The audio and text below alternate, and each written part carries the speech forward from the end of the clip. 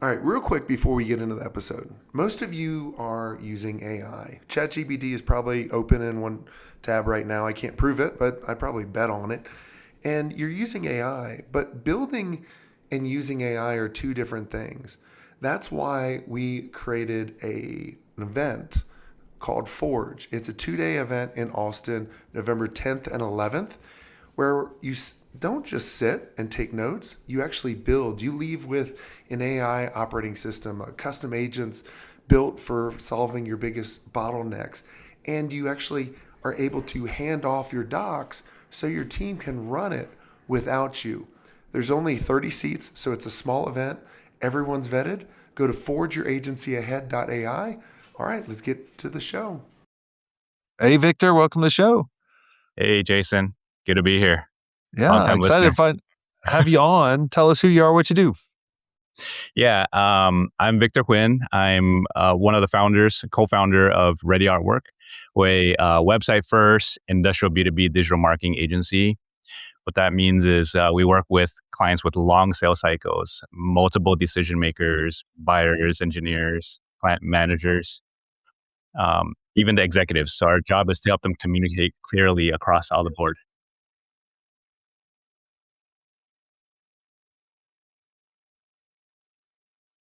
22. Yeah. So my business partner, Emily, and I went to school together as graphic designers, and we started freelancing. That was 20 some years ago. So, um, and it worked because I was more of the aggressive one and she's the more like conservative one. So I found projects and I was like looking for someone to work with. So we took a lot of classes together. Hey, you want to do some freelance work?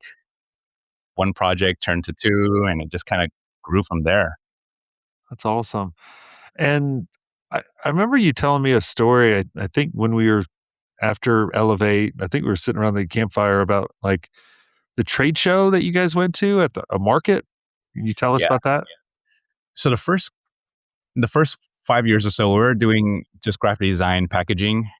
Things were going great until the real estate crash, the housing crash, right? And business basically went down to zero almost overnight. So it sounds easy right now, but it took us like almost a year to figure out what we were doing. And that was when we started playing with website design, and we decided, I had a buddy that had a booth at a local trade show. He's like, "Hey, why don't you just come out and try to pass out some flyers?" And we went there. We we brought a computer. We had really nice brochures, kind of laid out, and it was an Asian expo, so there's a lot of Chinese speakers. I'm fluent, so we're like, okay, it shouldn't be too bad. First day, crickets, right?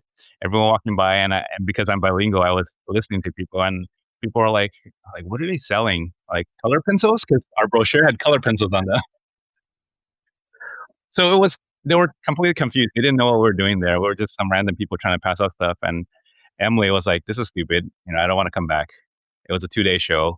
I was like, could you just print out a black and white letter size sheet of paper that says website design in Chinese? And we fought a little bit, and she's like, no, she felt bad because we were taking up space in our friend's booth. And so back and forth, I finally won that conversation. She's like, here you go, take it. And I'm not coming back tomorrow. I put that little thing right in front of the table, right in the corner, and the whole day, people were just stopping me. I couldn't even go to the bathroom. And Emily didn't come that day? Nope. And then Monday, I was like, hey, I sold 5 websites yesterday. Did she think you were messing with her? No, she was shocked. Like, I was like, Really? Oh, I would have been like, no, you're messing with me, Victor. yeah. I mean, it was pretty crazy because we were just at the right time, at the right place at the right time. But it was really about the messaging, right? We weren't connecting, and we were just overthinking it. We were making everything look very pretty. We had carousels on a little computer. We had fancy brochures, and we said everything but the most basic message. Like, what do we do, right?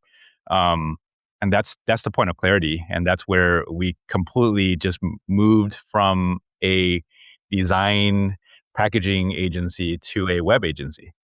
Yeah. It, so many of us for a long time we try to overcomplicate the messaging Hmm. and we try to be really slick if you think about it. I used to get a lot of inspiration. I don't know if you used to do this. Like I was a computer programmer in college, but I was more like I was an artist, all my life doing cartoons and drawings and paintings and that kind of stuff.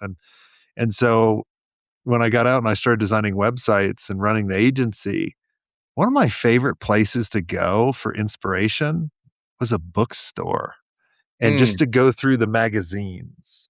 I wouldn't read the books. I just wanted to go through all these magazines and look at all the creative and the advertisements and see which ones stood out to me. And they were the ones with the clearest message. yeah, books. It had stacks and stacks of magazines. We used to go do our research in retail stores when we were doing packaging. We would walk the aisles. We would do a lot of homework. I mean, back in the print days, we used to bring like actual boards, printout boards. So it was very tactile. Oh, when you were pitching clients? Yeah.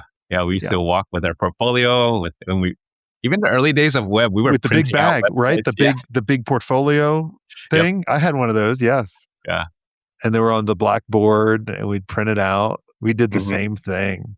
Right? Like Hmm. it was a really cool time if you think about it, right? Like I even had my briefcase because everyone now has backpacks. I Hmm. had a briefcase, Yeah. but I got a James Bond briefcase. This was Mm. chrome, right? Like you could like run this thing over with a Jeep and it probably wouldn't even see a dent on it. Do you see And that like, in my background? That's the what's aluminum case that has the red yes. design on it. Yeah, that was one of them. Yeah. Oh, nice. Yeah. I I still wish I kept some of our old designs that we had, like Hmm. the direct mail designs and Yeah. some of those printout boards. It's just to kind of go back in time. It was a pretty cool. Now that everything's digital. I still have some. I mean, I'm kind of a pack rat, but it's every once in a while you look at it, it's like a time capsule Yeah, where we've don't ever come. get rid of it, Mike. And so, what do you remember the most about running the agency in the past 22 years? I think it's the pivots that happened. When you've been around for so long, you start to realize that change is the only constant. You know, we've gone from even just software. We started on Illustrator. I started on Illustrator like 4 or something like I hated Illustrator. I love Photoshop. I never liked Illustrator. that. Right. Yeah, and you had Quark, you had all these stuff, right? And it's and Corel Draw, Flash, right? right? Corel Draw. And you go into from print where everything was, pretty black and white for the most part. And you went to web and you get into social media. I remember when Facebook came out, it was a big thing. It was going to change everything, SEO. And as we're pivoting and we're adjusting, that's how we basically build where we are. Sometimes you have too many options. Paring down is all you have to do. Yeah. Well, your agency has gone through where you've hired a bunch of people Hmm. and then kind of got rid of people. And now I think you're thinking about bringing on more people.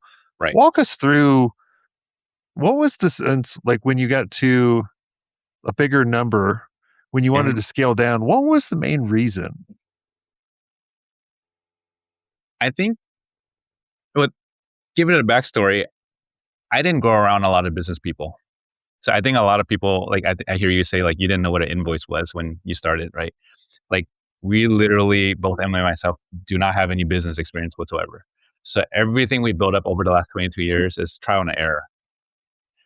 And I would say that has something to do with that. We were just filling in the needs. Hey, we need more people. We need more people. And we weren't strategic enough. So after the show, like everyone on a website, those last years subsequent to that, we were just hiring people just to fulfill projects with no real plan.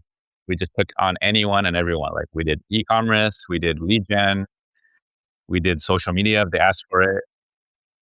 And you learn to kind of pair what works, what doesn't work over time, right? COVID didn't help. right? So a lot of things are just happening as we go. Um, but I think the biggest thing is that when we grew, we just grew without a plan. I think at our peak we had 25 people, and it got really hectic. We had to sell X amount of projects every single month just to make payroll. Did you feel that you were managing everybody, or were they managing themselves, or, like, were you still the bottleneck? I never stepped out of sales. I had a sales department, but it was really more like a glorified sales support team. And the high level ones that I brought in were creating their own products, or they were trying to do their own thing, right? And they didn't have a direction. Um, Did you feel you were competing against your salespeople? no, I think I was a little too generous. I was helping them close and giving them credit for it. Okay. I because when I first started hiring salespeople, Mhm. I was like, "All right, I'm I'm very competitive." And I was like, "All right, we're gonna compete." Because I always everyone always told me, like, "Have multiple salespeople and have them compete, and they'll do better." Mhm. Well, when you're the owner, it's kinda like, "Yeah, I'm gonna take the best ones." It's really like I'm cheating from the get-go, and then they're like, "Well, you're my competition, you're not my leader." And it was the wrong dynamics, and I see a lot of agencies doing that, and it took me a long time to realize, be like, "No. Once you hire a salesperson, a sales team, you are supporting them however they need it." I I had the opposite problem. Well, not opposite, maybe different problem. I wasn't as strict when it came to that, and so I knew that I shouldn't compete with them. I gave them all the leads, um, but what I didn't have in place was a high level direction, like how you should be running your department. So I think one of my downfalls is like I was too generous. I was like, "Hey, everything's here if you need me," and they started relying on me to close. Right? They just became coordinators, um, and I didn't give them direction. I knew that I should let talent do its own thing, but then the piece I was missing was they need direction, they need structure.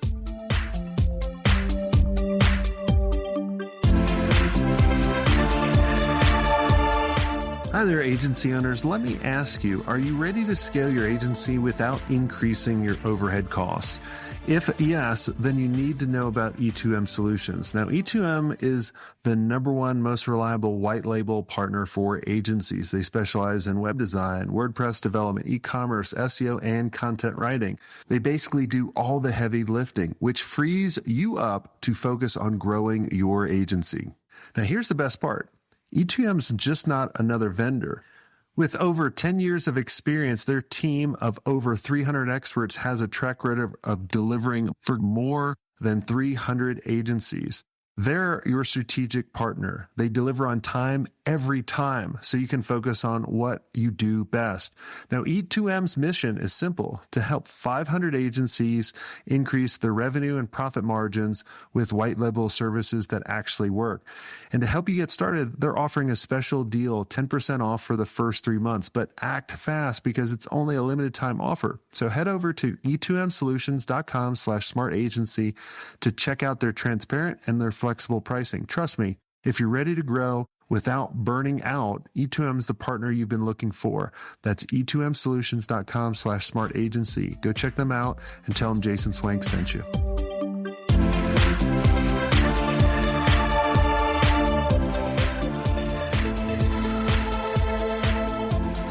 Yeah, I think we had pretty much a system kind of halfway through, right? Because I would say, "Hey, here's what's been working for me, and go do it." Hmm. But I could see it on both sides, right? Like imagine if we could have talked way back then, together, and like Right, got it right. We'd like, "Oh right, yeah." right. I mean, and I don't know if a lot of people have this. It's the imposter syndrome. Like, I'm not the best sales.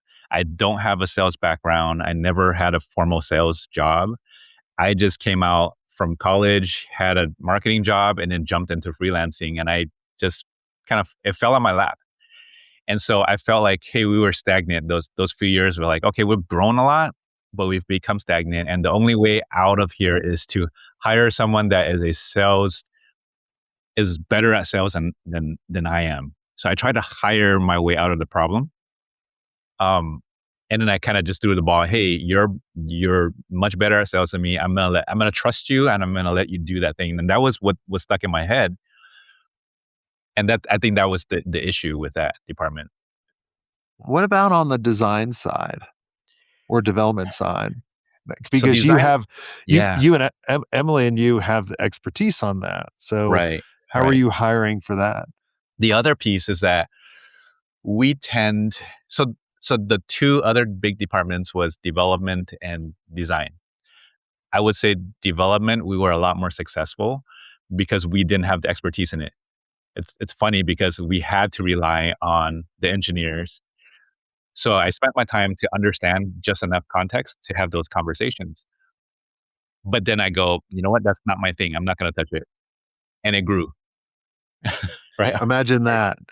We weren't the bottleneck for it. Right.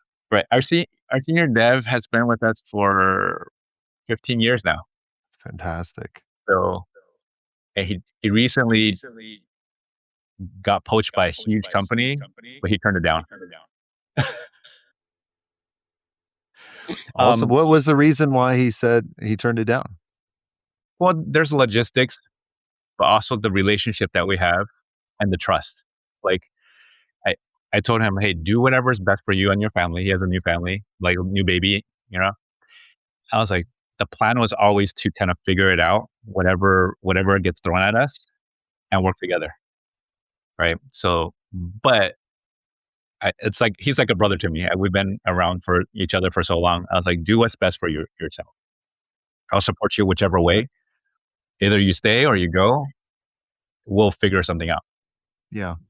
Well, that's how you have to be. You know, like if Darby or Stacy ever left, I would be crushed, but I would be excited for them as well. Correct. Right.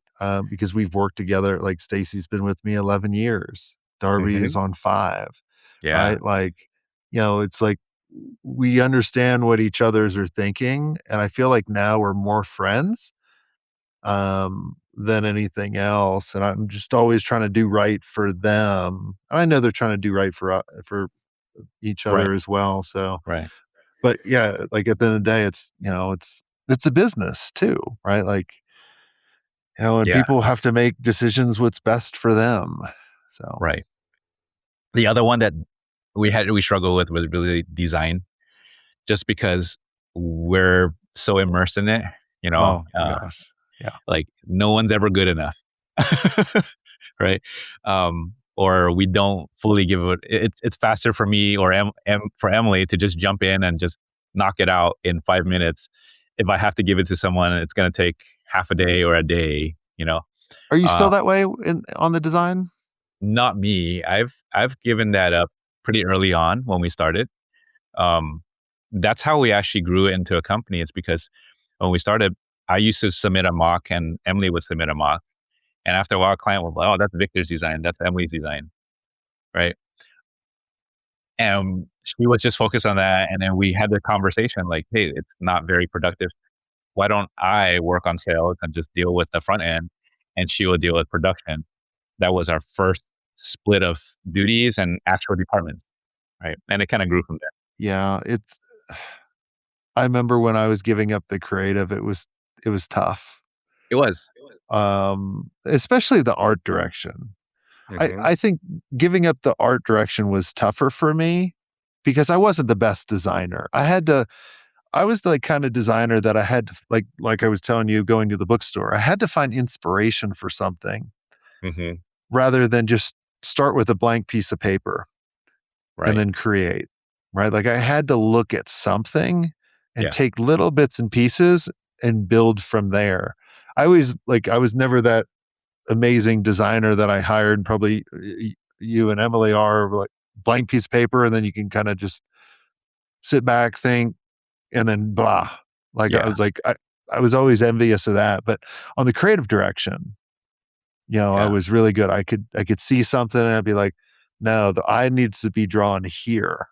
This is the Right. main focal point. And I understood like the concept and UX and UI before we even called it that. Yeah. That's kind of like me. Like, because of my background, I'm able to have those more meaningful conversations with clients. But when it comes to that actual production, this skill level between her and I are just day and night. Like, I can't even come close to that anymore. Looking back over the years, obviously you've evolved to tons, like, or you would die. How do you keep like, how do you keep your mind open to the constant change? Because sometimes, like, I would go through stages and you know certain stages, some things have changed, be like, I'm just kind of done with that, like I don't want to deal with that anymore, right? Like you're just like, but then I guess like when I got to that stage, I would just go, Darby, Chris, whoever, take it over. Like, I don't want to do this anymore, or I'm going to stop the whole thing. I think one of the benefits, because I've noticed even within our agency group, there's a lot of solo people. We're outnumbered people with partnerships. Is that I can have that conversation with Emily, and I'm the one that shiny new thing, right? I want to do that. I want to do that, and she's the You're opposite. more She's the like, visionary, right, and she's more like, no, who's gonna do it? the You gas know, and the brake. I love it. right? So we can have those conversations, sometimes, pretty intense conversations, and work it out. Because as solo people, you're having that conversation with yourself. It's tough. Yeah. Well, I mean, that's why I tell people is like, get around other agency owners and you'll feel a little bit more normal. Hmm. Um, because I mean, when I was doing it by myself, I mean, I had a partner, but I felt like I was doing it by myself for a number of different years. Right. Yeah. Like we did it for 13 years or 12 years or some on change. And there was probably some years that I was really bad partner. Yeah. But toward the end, I was the good partner. I was just growing faster. I was Mm. keeping up with the business. Yeah. And so it gets challenging. But yeah, I've always envious, like, you guys have been partners for 22 years Right. and you still like each other. Like, that's amazing. Not always. I mean, to be candid, we do go at it, and I'm sure there are things that I do that annoy her to no ends, and for me, sometimes I get really impatient. I was like, why aren't things done yet? And we just have to know that that's part of a partnership. Like, you're not going to be at the same place at the same time every single time. Sometimes you need to slow down for other people to catch up. Sometimes it requires more patience. Sometimes you might realize, hey, I was being a jerk. I and you have to be honest with that, and the other person has to understand that too, or else it builds up really fast. That resentment, like, it's usually how they break apart. It just builds and builds and builds, and it becomes toxic. Well, I think we just all need to realize nothing's perfect. Correct. I mean, it's not like I've been married 20 years. I'm sure my wife's wanted to kill me more than half of the time, right? Like, like you just can't watch, like you can't, it's kind of like we grew up in the time where they had soap opera, where like my parents would watch, or my dad wouldn't watch the soap opera, but Yeah. my mom would watch like the soap operas, and people think the lives are like that. I'm like, Right. no, it's not even close, right? Like, and they Yeah. think when we get into business, it's going to be perfect. But I always just tell people, chip away at one little thing that you're the bottleneck.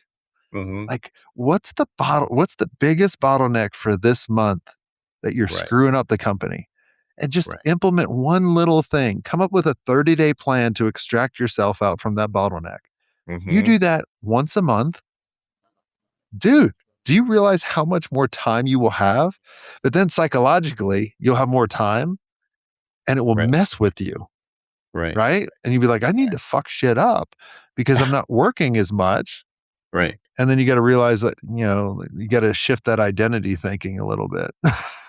Right. I mean, that's one of the things, right? Like, Emily's really, really efficient at getting stuff done. So, and then so things naturally just keep piling on. Right? Even the people she hires, they just kind of manage up. And so recently, she's like, "Okay, we're gonna hand over marketing to Victor." and I'm the lazy one. I'm not efficient, so it's gonna take me forever to do things. So I'm like, I'm gonna find a vendor to handle this. I'm gonna use AI for this. It might take a little bit longer, but I'm just constantly thinking about how do I get this off my plate, right? So it's a different thought process. It is. It is. But in order to really kind of get to wherever you're trying to go, right? Hmm. Like I just keep trying to remove the stuff I don't like doing anymore. And Yeah. sometimes I forget. I'll be like, man. And I'll just be like, well, it'll take me 5 minutes to go do it. I'll just do it. But if I spent an hour coming up with a plan to hand it off, Yeah. I would never have to do it ever again. Right. And then that 5 minutes that I put into it every week Hmm. would be gone, where it gets me in a bad attitude or a bad mood. And then it just stems the rest of the day. Yeah. Like all of you listening know exactly what I'm saying, because we all do it.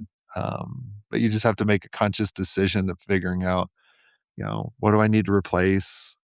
What do I really love doing? I mean, it goes back to that simple exercise I always tell everybody in the mastermind and everybody to do is draw a circle on a sheet of paper, spend 30 minutes outside the circle writing down all the shit you don't ever want to do ever again. And Hmm. then the rest of the 10 minutes after that, what are the stuff that you really love? Put that inside the circle. Just do that. Like if you do Yeah. that, it's It magic. it's just how my brain works, right? You give me a bunch of tedious stuff, I'm gonna try to figure out how to optimize it. Like we used to do a lot of trade shows, and we had a booth, we had all these things, and it was like 2 cartloads of stuff. And then after like the first year, I got it down to one little box, and I just showed up and set up the day before. I was broken down and gone before everyone else. They had their trucks, forklifts coming in, and I was like, I'm done. Yeah. Efficiency is a big thing for me too. Yeah. I'd actually spend more time figuring out ways to get out of stuff, Mhm. um, in college or even after. It was just I wanted to be doing other stuff. So, but Yeah. awesome. Well, Victor, this has been amazing. Is there anything I didn't ask you that you think would benefit the listeners listening in?